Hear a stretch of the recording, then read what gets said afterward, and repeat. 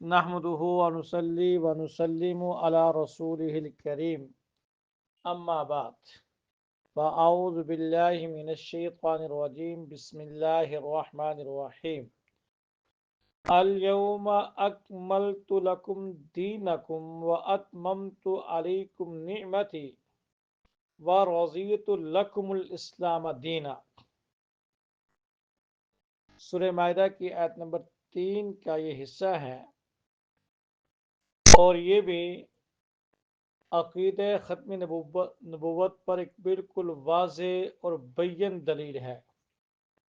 فرمایا آج کے دن میں نے تمہارے لیے تمہارے دین کو مکمل کر دیا اور تم پر اپنی نعمت کا اتمام فرما دیا اور تمہارے لیے اسلام کو بطور دین کے پسند کر لیا اور یہ دین اب قیامت تک اسی اسلام کا سکہ چلے گا۔ ان الدین عند اللہ الاسلام، اللہ کے ہاں اب دین اسلام ہی قابل قبول ہے۔ وَمَن يَبْتَغِ غَيْرَ الْإِسْلَامِ دِينًا فَلَن يُقْبَلَ مِنْهُ، اب کوئی دین اسلام کو چھوڑ کے دائیں بائیں جانے کی کوشش کرے گا، کسی اور کے نیچے پناہ حاصل کرنے کی کوشش کرے گا، دین اسلام کو چھوڑ کے کسی اور دین کی تلاش میں نکلے گا، اول تو دین ملے گا کوئی نہیں۔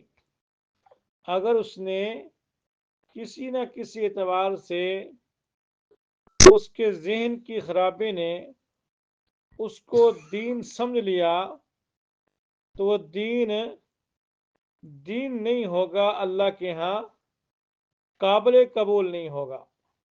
اب دین اسلام اسی کا راج چلے گا اور قیامت تک کا زمانہ دین اسلام ہی کا زمانہ ہے۔ یہ آیت مبارکہ حجۃ الوداع کے موقع پر نازل ہوئی اور حضرات مفسرین فرماتے ہیں یہ قرآن عظیم الشان کی آخری آیت ہے، جیسے کہ علامہ سیوطی رحمۃ اللہ علیہ نے اس کو ذکر فرمایا ہے کہ اس کے بعد کوئی اور آیت دین کے احکام کے بارے میں نازل نہیں ہوئی، باعتبار احکام کے یہ آخری آیت ہے۔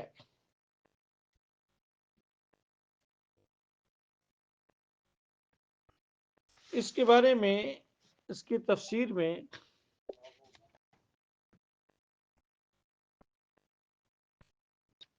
حضرات مفسرین نے یہ بات لکھی ہے کہ ایک دفعہ ایک یہودی نے سیدنا عمر فاروق سے عرض کی کہ آپ کے قرآن مجید میں ایک آیت ہے جس کو تم پڑھتے ہو، اگر ہم پہ نازل ہوتی تو ہم اس دن عید مناتے جس دن یہ نازل ہوئی۔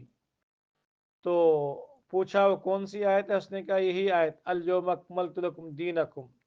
تو سیدنا فاروق اعظم نے جواب دیا، صحیح بخاری اور مسلم کی روایت ہے کہ ہم اس دن کو بھی جانتے ہیں، اس جگہ کو بھی اچھی طرح جانتے ہیں جس میں یہ آیت مبارک نازل ہوئی، اور یہ آیت نبی کریم صلی اللہ علیہ وسلم پر جمعے کے دن اس وقت نازل ہوئی جب آپ عرفہ میں کھڑے ہوئے تھے۔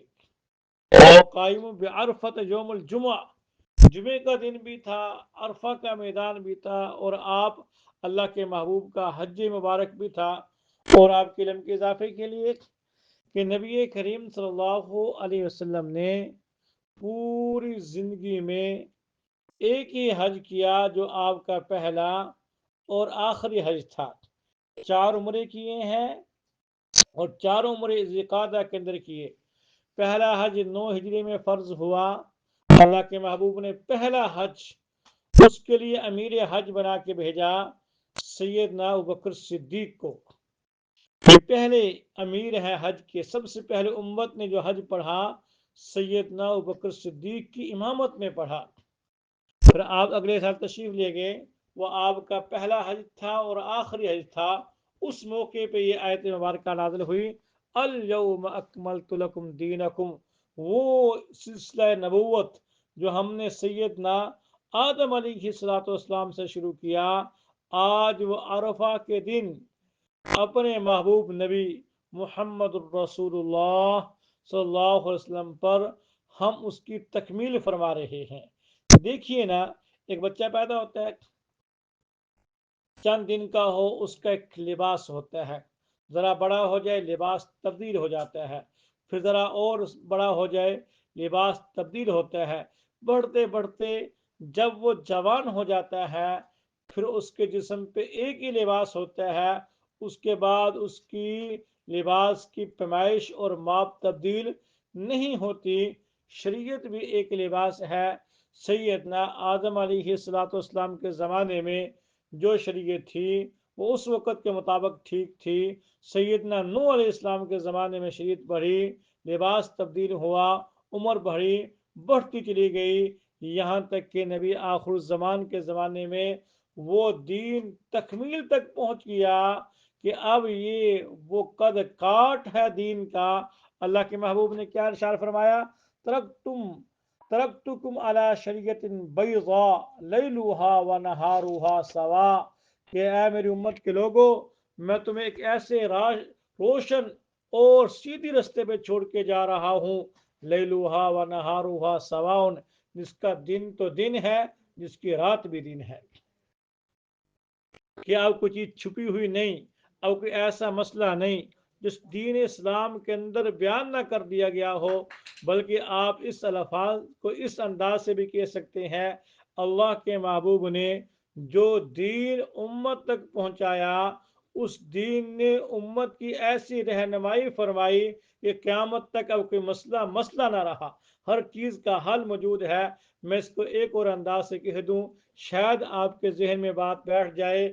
دیکھیں نا، آپ دنیا میں جہاں چلے جائیں، جہاں بھی جائیں گے، پاکستان میں ہوں، ہندوستان میں ہوں، ایران، تران، افغانستان میں چلے جائیں، شام اور لبنان کے علاقے میں چلے جائیں، جہاں بھی سر اٹھائیں گے اپنے سر پر اللہ کے آسمان کو پائیں گے۔ ایسے ہی دین محمدی پر عمل پیرا ہونے والا کسی گوشے میں چلا جائے، کسی میدان میں چلا جائے، وہ عقائد کا باب ہو، وہ معاملات ہوں، وہ معاشرت ہو، وہ تجارت کے سارے مسائل ہوں، زندگی کا کوئی گوشہ ہو، میاں بیوی کے آپس کے معاملات ہوں، بیت الخلاء سے لے کر بیت اللہ تک، جس شعبے میں آپ کو رہنمائی کی ضرورت پڑے گی، آپ اوپر سر اٹھائیں گے تو اپنے سر پہ شریعت کے آسمان کو پائیں گے۔ کوئی جگہ ایسی نہیں ہے جہاں شریعت نے آپ کی رہنمائی نہ کر دی ہو۔ تو لہٰذا جب دین اس حد تک مکمل ہو چکا ہے، اب اس میں کسی اور چیز کی ضرورت نہیں ہے۔ نبی تو تب آتا جب کسی چیز کی ضرورت ہوتی، اللہ نے دین ہی کو مکمل کر دیا۔ اب وہ کہتے ہیں کہ محل تو مکمل ہو گیا، ایک اینٹ کی جگہ باقی تھی وہ بھی لگا دی گئی، اب تو ایسے ہی کہیں گے محل مکمل ہو۔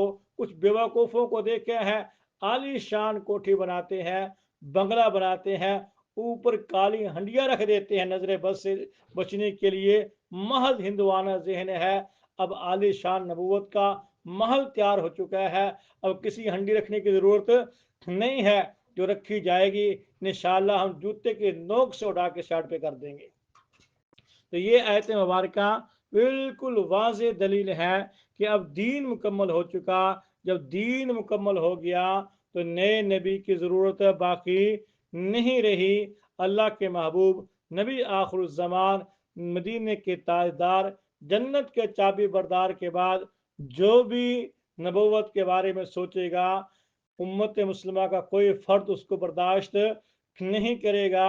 اس کے لیے امت مسلمہ کے بچے بھی انشاءاللہ تیار ہیں، نوجوان بھی تیار ہیں، بوڑھوں نے قربانیاں دے دی ہیں، عورتیں پیچھے نہیں رہیں گی، انشاءاللہ بڑھ چڑھ کے اس خنزیر کا خاتمہ کریں گے جو اللہ کے محبوب کے بعد نبوت کے بارے میں سوچنے کی کوشش کرے گا۔